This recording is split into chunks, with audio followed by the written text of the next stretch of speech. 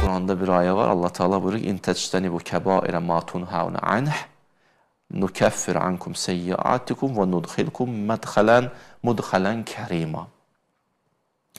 Buyurursunuz, böyük günahları eləməsiniz, mən neynərəm? Kiçikləri bastır eləyərəm. Bu nə deməkdir? Yəni, Qafurun, Şakuramda o belə bir gör, elə belə olay eləməmsən. Allah bəndə ilə necə davranır? Bu diqqətə baxın bəndəyə, eşqə baxın, Allahın sevgisinə baxın. O tərəfini ört bastır eləyərəm. Bir tərsə təşəkkür edirəm.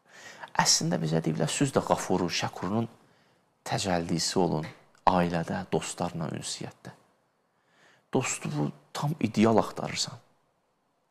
İstəsən bir damcı da səhv olmasın. Hələ hey təşəkkür edəyəsən. Deyir, yox, Qafur da olguna, Şakur da olguna.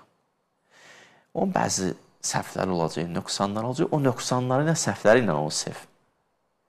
Yoxsa tam onu bütün nöqsansız görmək istəsən, tənha qalarsan. Axırda dostsuz qalarsan. Ailə də belədir. Ona görə deyirlər ki, ailə get-gedə insana neyə fikir versən, ailə Allahın sanki adlarının təcəlli olduğu yerdir. O biraz səhvi var, müəyyən qədər göz yumursan, burada Qafurun təcəllisi olmağı, o yaxşılıq eləyirsən, onu təqdir edirsən, Şəkur, ya əksinə, fikir versən, adlar necə başlayır təzahür eləməyə.